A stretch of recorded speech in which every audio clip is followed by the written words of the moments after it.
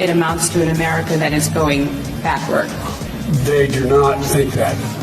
You haven't found one person, one world leader to say America's going backwards. The president reached up towards the front of the vehicle to grab at the steering wheel. Mr. Engel grabbed his arm, said, "Sir, you need to take your hand off the steering wheel." The state of California under fire after posting a list of every person with a permit to carry a concealed gun. But the fact of the matter is the border is closed. We got a lot of stuff going on again. We're going to talk about the testimony from Tuesday in the January 6th show pony trial. That's interesting. Joe Biden overseas saying that nobody thinks America is going downhill. The terrible tragedy with all of those migrants in the back of the 18-wheeler. And, of course, we've got to talk about the concealed weapons thing in California. Holy cow, that's a crazy one. All that and more coming up on this episode of Daily Caller Live. My name is Jobob. Thanks so much for tuning in. Daily Caller Live starts right now. 2, 1. Here we go! That might be the only brown guy on earth named Jobob. That is actually their name, Jobob. Live from the dingy bunker, completely cut off from the outside world, except for you fine folks. My name is Jobob. This is Daily Caller Live. Thanks so much for tuning in on today. It is June 30th, the year of our Lord 2022. I'm going to stop saying New You in 22. I guess this is the last day. We're 6 months in. We're halfway done with 2022. Can you believe it? We're going to talk about some stuff today that I didn't think was important. It turned out to be very important. This testimony is what I wanted to start off with. The January 6th stuff, we haven't been covering a lot of it because it is a show pony trial. There are no Republican-appointed Republicans on the January 6th committee. All of the Republicans on the panel are appointed by Democrats and not very well liked by Republicans. There's no cross-examination, as Senator Tim Scott pointed out, I believe, on Brett Baer's show last week. It's a whole dog and pony show that really won't change anybody's mind in America, I don't think. Having said that, there was a testimony, a surprise testimony, an added day of the January 6th committee on Tuesday. Again, we didn't talk about it yesterday because I didn't really know how big of a story it was. Turns out it is a big story. If you're familiar with what's going on and you've heard the testimony, this shouldn't be new to you at all. But I thought it's freaking fascinating the way things are going. This young woman named Cassidy Hutchinson, I believe, former aide to Mark Meadows, testified and said some things that just didn't add up. Again, at the time, I kind of was like, yeah, this will blow over in a day, especially because within hours, there were people that came out and like, yeah, we'll go ahead and refute everything she said in her testimony. None of that happened. But nevertheless, it's still being talked about on MSNBC, CNN, all of your alphabet networks. I want you to watch her testimony, and then we'll discuss. We have some photos that make it pretty evident and pretty clear that this is not the most truthful thing that has ever been said. Now, I don't necessarily blame her. One of the weird things about this testimony is that she was telling the committee a secondhand story. So somebody told her a story, and then she told that story to the committee. Now, the obvious question is, well, why didn't they just go to the people who told her the story? I don't know. I'm not running the committee. I am not running the dog and pony show that is the January 6th committee. So I have no idea. So watch this, and we'll discuss all of the ways that, one, it just doesn't physically make any sense, and two, how the left refused to believe that it doesn't physically make any sense. Also, if you haven't already, would really, really appreciate you clicking the little like button, clicking the little share button. This is hilarious. Honestly, it's very, very funny. If it weren't so terrible and having a massive impact on how we're running the country, it would be funnier. But if you wouldn't mind, it really, really does help us out if you just click the little like button. There's a couple thousand of you watching. I'm seeing right here. You can click the little like button, click the little share button. We'd really, really appreciate it. Watch this. This is the testimony from the Mark Meadows aide testifying to the January 6th committee. We'll discuss afterward. When the president got in the beast, he was under the impression from Mr. Meadows that the off-the-record movement to the Capitol was still possible and likely to happen, but that Bobby had more information. So once the president had gotten into the vehicle with Bobby, he thought that they were going up to the Capitol, and when Bobby had relayed to him, we don't have the assets to do it, it's not secure, we're going back to the West Wing, the president had a very angry response to that. Tony described him as being irate. The president said something to the effect of, "I'm the effing president, take me up to the Capitol now." To which Bobby responded, "Sir, we have to go back to the West Wing." The president reached up towards the front of the vehicle to grab at the steering wheel. Mr. Engel grabbed his arm, said, "Sir, you need to take your hand off the steering wheel.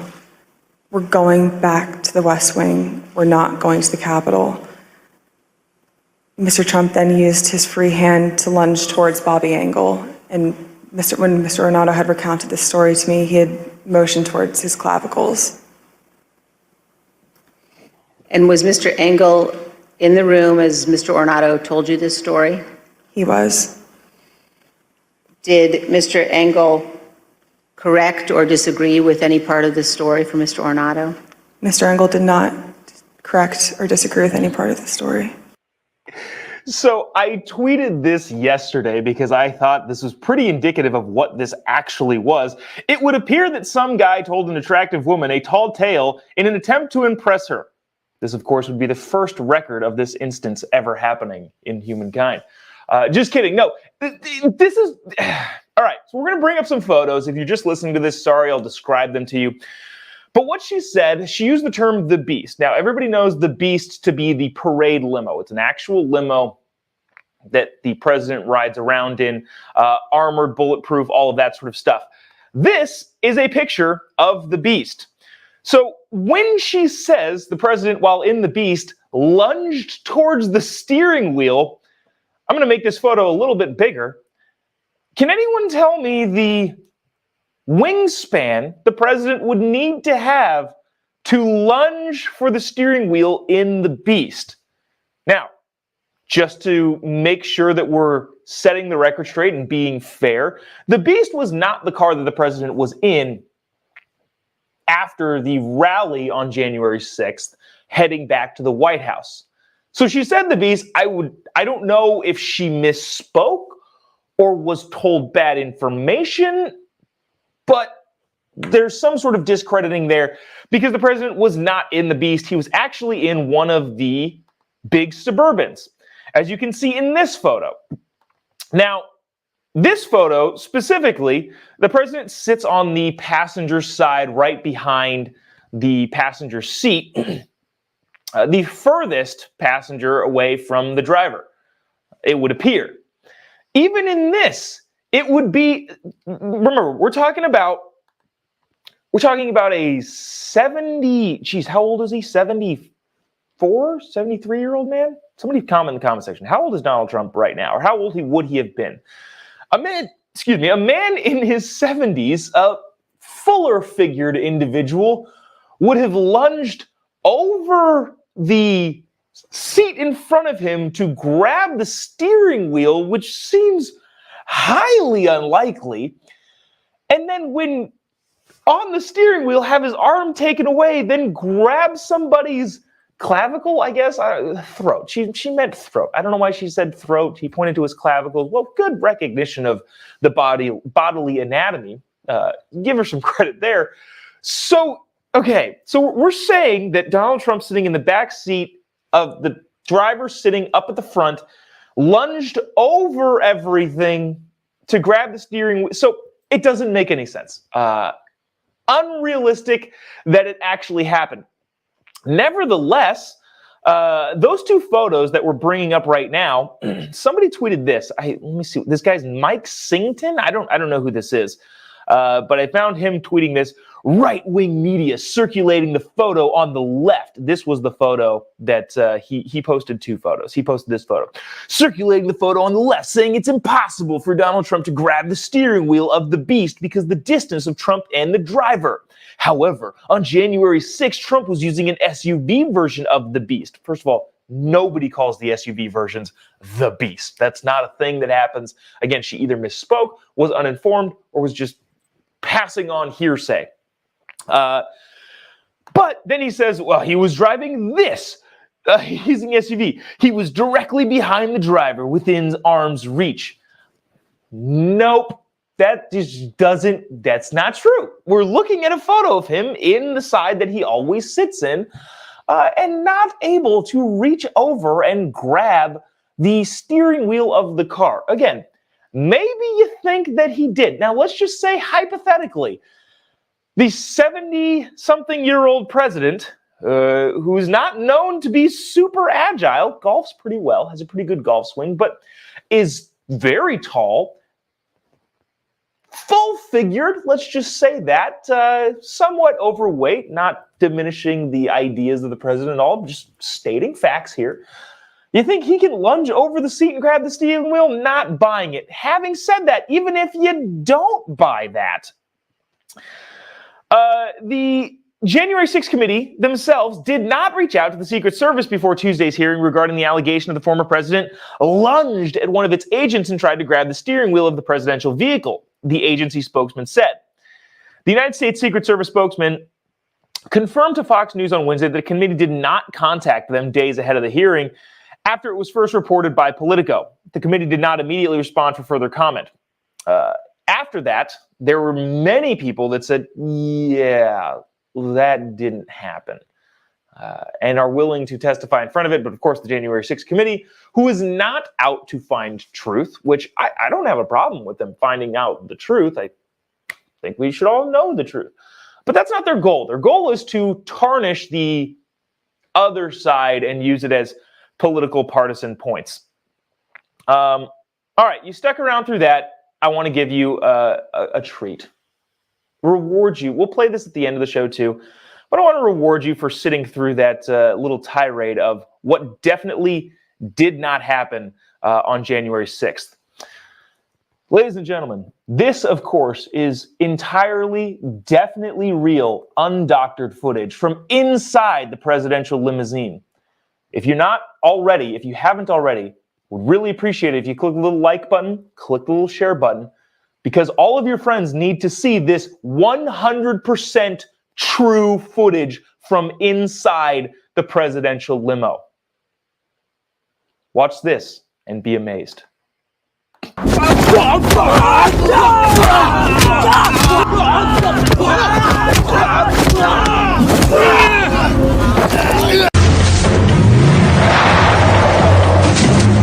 I'm passing the gate. No. I think I'm seeing the presidential limo driving across the ground. That's definitely real. That's 100% not a picture of Donald Trump's face on people, on a person in a car beating up other people in a car to grab the steering wheel of the presidential limousine. I don't know why anybody would even question that that's fake. That's clearly, obviously what happened. They had multiple cameras in the car. If you're just listening to this, that was a definitely real clip of Donald Trump, or a person that looks very much like Donald Trump fighting people in a limousine. I thought that was hilarious and wanted to bring it to you. I wanted to bring this. This is actually, if you live in California, first of all, this is not just a California problem. If you don't live in California, you also need to be aware of stuff like this happening in your state. California notoriously has a problem with guns. They don't at all appreciate the Second Amendment in any way, shape, or form. They've tried to pass numerous laws that would take away the constitutional right of its citizens in the state of California. That has been overturned a number of times in the Supreme Court. But California, well, I'll let this news anchor explain this to you. This is freaking wild. I'm reading some of the comments here. We'll get to those maybe later. This is wild that this is happening in California. And if you don't pay attention and you don't pay attention to your local elections, it could happen to where you are too. Check this out. The state of California under fire after posting a list of every person with a permit to carry a concealed gun, including their names, addresses, and phone numbers. The list included celebrities, judges, even victims of domestic violence. The AG's office releasing a list of names, birthdays, gender, race, and home addresses of every single person in the state of California with a concealed carry weapons permit. This all happened last night after the AG released a website in the effort to be more transparent when it comes to gun safety. The website had in it firearm safety information, record sales, and a link to a portal of concealed carry permit holders. Except when you clicked on that portal, thousands of columns came up with all of that personal information included that I just mentioned. Now, that website has since been taken down, but too late. Victims already saw it. So California's Attorney General, a guy named Rob Bonta, who is in my opinion, a crazy person. He was not elected. He was appointed by the super, super lefty governor of California, Gavin Newsom. Just quick backstory. The Attorney General who was in California is Xavier Becerra. He went to go be the Health and Human Services Director in the Biden administration. So Governor King Gavin Newsom got to pick a senator in replacing Kamala Harris and pick an attorney general. He picked the wokest of the woke to fill those seats. And now the attorney general made a mistake when publishing the website that was supposed to promote, quote unquote, gun safety. I'm not going to repeat part of the story. This is what you heard right there. The the DOJ confirmed, however, the data breach on Wednesday and has launched an investigation. The breach followed an update to the state's firearm dashboard portal on Monday. So basically, the state and the attorney general, who is super woke, super anti-gun, super also really oddly pro the kid drag show thing, or the abortion thing. I can go on so many different tangents here. I'm going to stop. Both of these people are nuts. The Attorney General of California posted on a website, or his office posted on a website, here are all the firearm safety things, and then, quote unquote, accidentally posted a list to that same website of everybody who has a concealed weapons license in the state of California, including their names, address, phone number, anything you need to know about them is now public information because of the government. Now, you want to have a federally backed list of people who own firearms, a federal registration? This is what happens. You get some super woke attorney general. Now, allegedly, they were put out on accident. I'm not really buying that for a second. Maybe you have different opinions, but I'm not buying that for a second. I want to get to, you know what? Let's get to this because we didn't get to it yesterday, and more information has come out. This whole 18-wheeler thing at the border is nuts. 51 people dead in the back of an 18-wheeler. This happened, I think it was discovered on Monday, but more information has come out about it. Let me play this clip and then bring you some of the updates regarding this terrible tragedy that a lot of people are saying, including Governor Abbott of Texas, was caused by the Biden administration's lax policy on immigration. Check this out. An abandoned 18-wheeler in San Antonio was noticed by a city worker Monday evening when they heard a cry for help. Inside, a horrible discovery, and now 51 undocumented migrants are dead in what's likely the deadliest tragedy involving migrants smuggled across the border from Mexico. The driver of the truck and two others were arrested, according to Congressman Henry Cuellar, who represents the area. Department of Transportation numbers on the side of the truck link it to a small company in the Rio Grande Valley. But the company says the driver is not one of its employees. Betancourt says his company owns refrigerated trucks, but this one, where the migrants were found, did not have any working AC. So that's basically the main gist of it. It goes on for a little bit, but you don't need to see any of that. The number actually is up to 53 deaths. Federal authorities announced yesterday that they had charged 4 men with human smuggling in the deaths of 53 migrants from Mexico and Central America who were found in a sweltering tractor trailer in southwest San Antonio on Monday, a gruesome discovery that has generated outrage in the United States and at least 4 other nations. The driver of the tractor trailer, some guy, I'm not going to use his name, 45, was arrested Wednesday and charged with involvement in alien smuggling and resulting in death. If convicted, he could face life in prison or even the death penalty in the state of Texas. Zamoro, who is I just said his name. Wow. I can't read and think at the same time. That's basically that. They've arrested 4 people in conjunction with that terrible smuggling stream that resulted in the death of 53 people. Holy cow! That's got to be the worst way to go in a compacted area with 50 to 60 other people in, I don't know, 110-degree temperatures.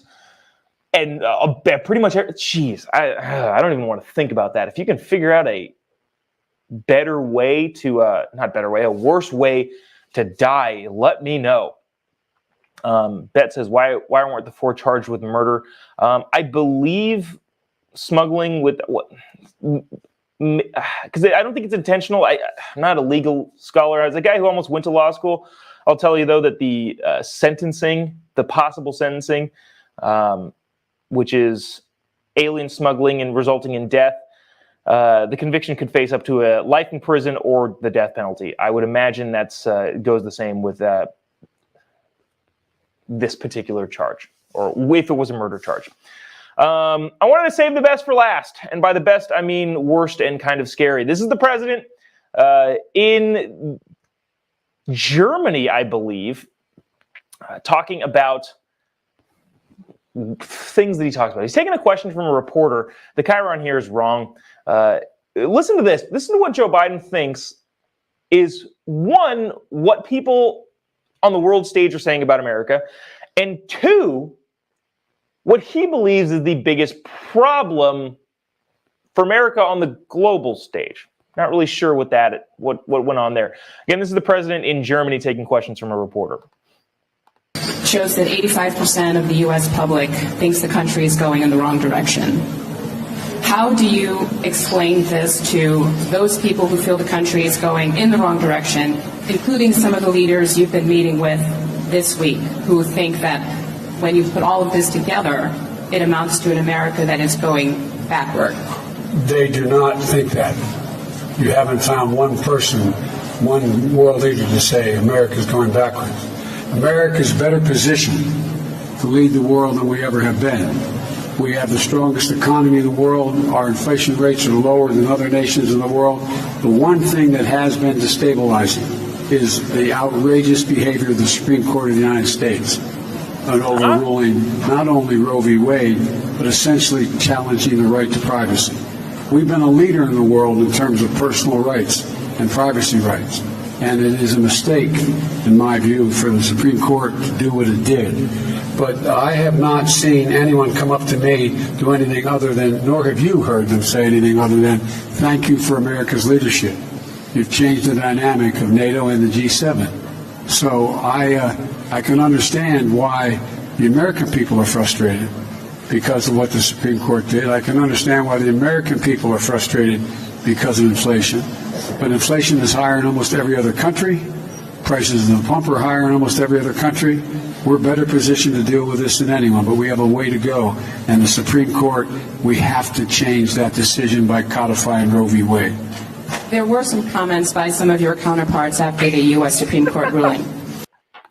I didn't want to let that roll on too long, but at the very end, the reporter, to a befuddled-looking Joe Biden, said, actually, there were some comments from your counterparts on the global stage regarding the Roe versus Wade thing, which, you know what? Screw those guys. I don't know if Joe Biden was ever attacking those people for attacking the U.S., but if he was, yeah, F those guys also. I think the Chancellor of Germany said something along the lines of like, oh, the United States and the Supreme Court does that. Dude, worry about your own country. How about that? Worry about your depleted military that you can't do anything with. Worry about your involvement in NATO. Worry about your own stupid country. Get out of here with that. Oh, the United States needs to But the president saying that none of the world leaders have said anything to him personally. Oh, you guys are a great leader in not drilling in any oil. I think, what was it, 2 days ago, we played that clip of Biden talking to Macron, and Macron saying, hey, man, you guys got to start doing some more drilling because the Saudis can't help you out, and we need help too. So, yeah, but apparently nobody on the world stage is telling Joe Biden that he's doing any sort of making any sort of faults. Let's see. Let's get to end things today. I want to play this definitely real clip again. I know people jump on and off and on and off here. It's fascinating to see the numbers at the end of the show who watches. But this is, and I say this in a very serious, sober tone. This is 100% real. Definitely not fake at all. The story of Donald Trump lunging at the Secret Service's steering wheel. This is actual footage. You're not going to see this anywhere else. 100% real. Definitely not fake. Watch this one more time. Also, if you haven't already, click the little like button, click the little share button, because this is actually very funny. I mean, it's very real. The super agile president of the United States in his attempt to take control of the vehicle.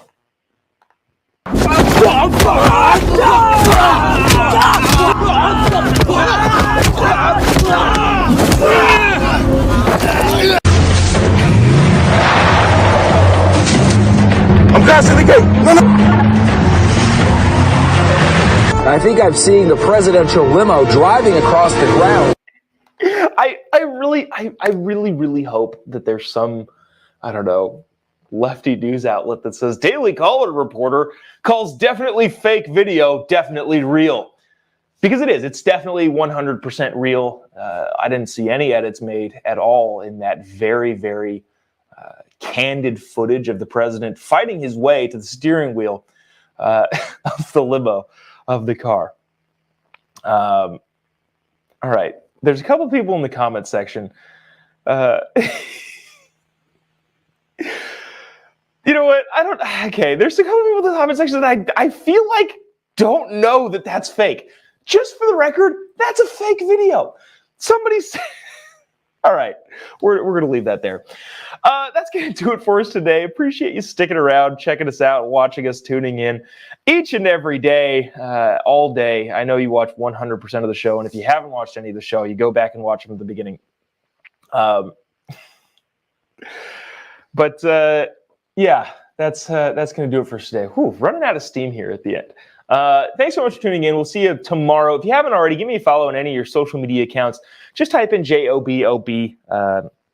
You can find me pretty much anywhere. Twitter, Gitter, Instagram, YouTube, Facebook. I already said YouTube. All of those. The Facebook show. Shoot, the Facebook is still wrong. Just type in Jobob on Facebook. You'll be able to find it. Let's see. Anything big happening tomorrow? The Fed chairman said something kind of interesting. Maybe we'll get to that tomorrow. It says the U.S. economy is in great shape. Okay, cool. But a Friday, we'll try to keep it lighter to send us off into the weekend. That's going to do it for us today. If you're taking Friday off and Monday off for the 4th of July, more power to you. Have a great weekend. If not, and you're going back to work and you're going to be sitting watching at your desk while you're pretending to do your job, we'll see you tomorrow, same time, same place. God bless America.